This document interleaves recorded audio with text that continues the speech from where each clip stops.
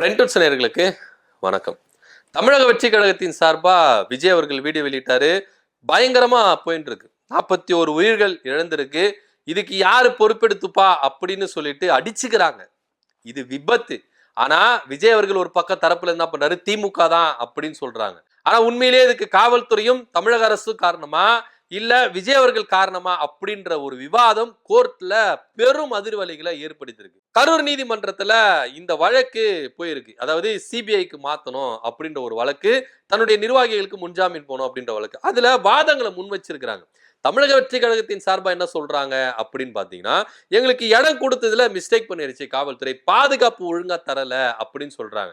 அது இல்லாம அந்த மக்களை கட்டுப்படுத்தல, இது மக்களை கட்டுப்படுத்துற வேலை தமிழக வெற்றி கழகத்துக்கு கிடையாது, பொதுமக்களை கட்டுப்படுத்துற விஷயம் வந்து காவல்துறைக்கு தான் இருக்குது அப்படின்னு சரமாரியா காவல்துறை மேலையும் தமிழக அரசு மேலையும் குற்றச்சாட்டுகளை முன்வைத்திருந்தாங்க. அரசு தரப்பு வாதமும் முன் வச்சது. என்ன முன் வச்சது அப்படின்னு பாத்தீங்கன்னா, ஐயா இவங்களுக்கு நாங்க இவங்க 2-3 இடம் கேட்டாங்க. அந்த இடம் வந்து பாத்தீங்கன்னா குறுகலான இடம். அது இல்லாம 10,000 பேர் தான் வருவேன்னு சொன்னாங்க. ஆனா வந்தது 25,000 பேரு கிட்ட. ஒருவேளை இவங்க கேட்ட இடத்த கொடுத்திருந்தா அங்க விபத்துகள் இன்னும் அதிகமா தான் இருக்கும். ஏன்னா ஒரு பக்கம் பெட்ரோல் பங்க், ஒரு பக்கம் ஆறு, இன்னொரு பக்கம் பில்டிங் நிறைய இருக்கு. அந்த மாதிரி போயிருந்தா உயிர் சேதங்கள் இன்னும் அதிகமா தான் இருந்திருக்கும் அப்படின்றத வெட்ட வெளிச்சமா எடுத்து காமிச்சிருக்கிறாங்க. சோ இப்படியா இருக்கும் பொழுது விஜய் மேலேயே தப்பு இருக்கு, தமிழக வெற்றி கழகத்து மேலே தப்பு இருக்கு அப்படின்னு சொல்லியிருக்காங்க. என்ன தப்பு அப்படின்னு பாத்தீங்கன்னா, விஜய் அவர்கள் சொன்ன டைமுக்கு வரல. 8:45க்கு நாமக்கல்ல அவர் பிரச்சார பாயிண்ட்ல நின்று பேசுவாரு அப்படின்னு சொல்லியிருக்கிறாங்க.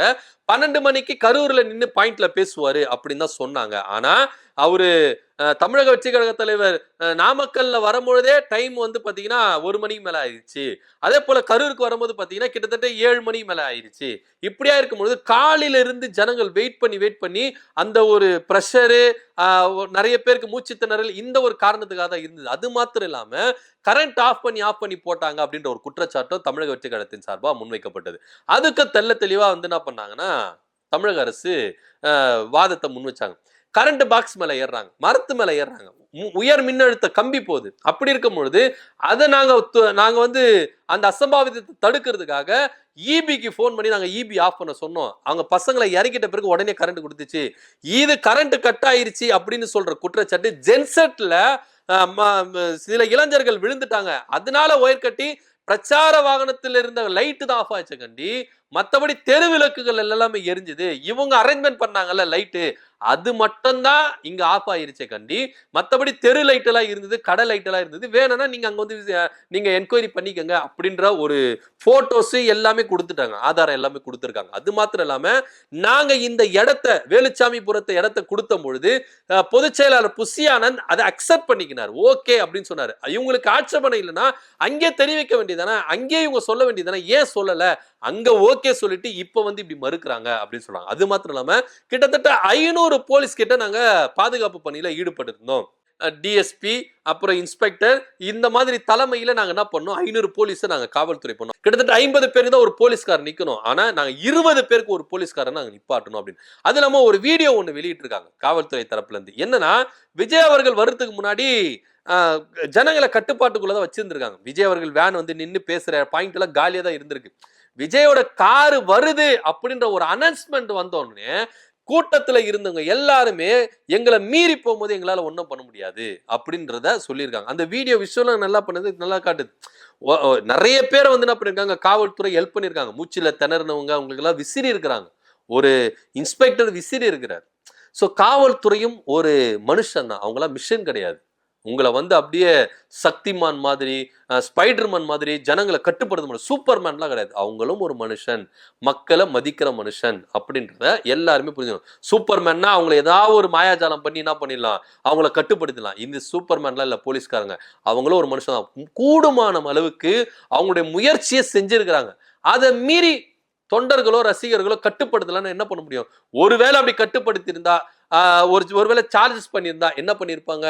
அராஜகம் பண்ணுது காவல்துறை, விஜய் ரசிகர்களை தொண்டர்களை கட்டுப்படுத்துறாங்க அப்படின்னு சொல்லிட்டு என்ன பண்ணுவாங்க, இப்படின்னு திருப்புவாங்க அப்படின்றது தான் நிதர்சனம். சோ காவல்துறை தெள்ள தெளிவா சொல்லியிருக்கு. நீதிமன்றமும் சரமாரியா கேள்வி கேட்டிருக்கு.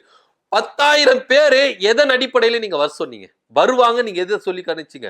உங்களுடைய பொறியாளரை வச்சு ஸ்கொயர் ஃபீட் எண்ணீங்களே, இதுல 10,000 பேர் தான் கலந்துப்பாங்கன்னு சொல்லிட்டு எதன் அடிப்படையில நீங்க சொன்னீங்க? காலாண்டு விடுமுறை, வார விடுமுறை, இப்படி இருக்கும் பொழுது ஜனங்க வரதுல குழந்தைங்களை எதுக்கு கூட்டு வந்தீங்க? நீங்க கட்டுப்படுத்தி இருக்கலாமே. குழந்தைய கூட்டு வரக்கூடாது அப்படின்னு சொல்லிட்டு கட்டுப்படுத்தி இருக்கலாமே. எதுக்கு நீங்க கொண்டு வந்தீங்க? சோ சரமாரியான கேள்வி கேட்டிருக்கு. உங்களுக்கு இடத்த ஆட்சேபனைனா அது நீங்க சொல்லியிருக்கலாமே. அது மாத்திரம் இல்லாம விஜய் அவர்களுக்கு இவ்வளவு பெரிய கூட்டம் வந்திருக்குன்றத நீங்க தெரிவிச்சீங்களா அப்படின்னு சொல்லும்போது கேள்வி கேட்கும்போது தமிழக வெற்றி கழக தரப்புல இருந்து எந்தவித பதிலும் இல்லை. ஏன்னா அவங்க கண்டிப்பா மாட்டிக்கிட்டாங்க.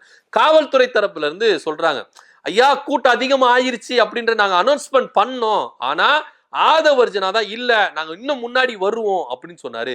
புசி ஆனந்த் கட்டியே சொன்னோம். புசி ஆனந்தும் கண்டுக்கவே இல்ல. விஜயோட வாகனத்தை நாங்க முன்னாடியே நிறுத்தணும்.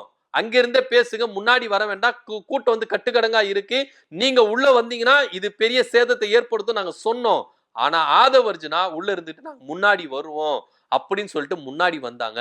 விஜய் அவர்கள் இங்க காவல்துறைக்கு சரியான ஒத்துழைப்பு தரல அப்படின்னு சொல்ல இது விஜய் அவர்களே ஒத்துக்கிட்டு இருக்காரு. காவல்துறைக்கு மனதார பாராட்டு தெரிஞ்சிருக்காங்க. அவங்க பாதுகாப்பு தரலனா நான் இந்த இடத்துக்கு வந்திருக்க முடியாது அப்படின்றத விஜய் அவர்கள் தன்னுடைய ஸ்டேட்மெண்டாவே என்ன பண்ணிருக்காரு சொல்லியிருக்காரு, மைக்ல சொல்லியிருக்காரு. சோ விஜய் அவர்கள் பேசின இந்த வீடியோவும் நீதிபதி கிட்ட சமர்ப்பிச்சிருக்காங்க.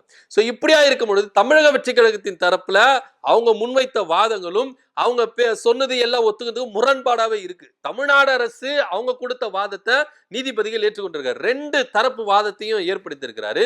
இதுல தீர்ப்பு என்னவா இருக்கும் அப்படின்னா நீதிபதி ஐயா தெல்ல தெளிவா சொல்லிட்டாரு, நீங்க கொடுத்த வாதம் எல்லா வாதத்தையும் நான் ஏத்துக்கிறேன். ஆனா தீர்ப்பு என் மனசாட்சிப்படிதான் இருக்கும். இறந்தது 41 பேரு, குழந்தைகள் உட்பட. அந்த குழந்தைகள் என்ன பாவம் பண்ணுச்சு? இதுதான் எல்லாருக்குமே மனதை உலுக்கி இருக்கு.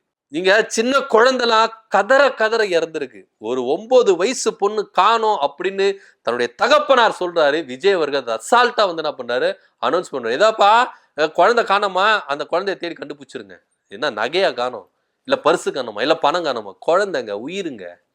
அந்த ஒரு விஷயத்தை நீங்க எந்த அளவுக்கு அசல்ட்டா பண்ணிருக்கீங்க அப்படின்றத மக்கள் கண் கூட பாக்குறாங்க. சோ இந்த மாதிரி சம்பவங்கள்லாம் நடந்திருக்கு. நீதிபதி ஐயா தெல்ல தெளிவா சொல்லிட்டாரு, நான் மனசாட்சிப்படிதான் தீர்ப்பு தருவேன் அப்படின்னு சொல்லிட்டாரு. என்ன தீர்ப்பு வெளியே வரும், என்ன மாதிரி தீர்ப்புகள் நீதிபதியை சொல்லணும் அப்படின்றத நீங்க என்ன நினைக்கின்றதை கீழே கமெண்ட் பண்ணுங்க. நன்றி, வணக்கம்.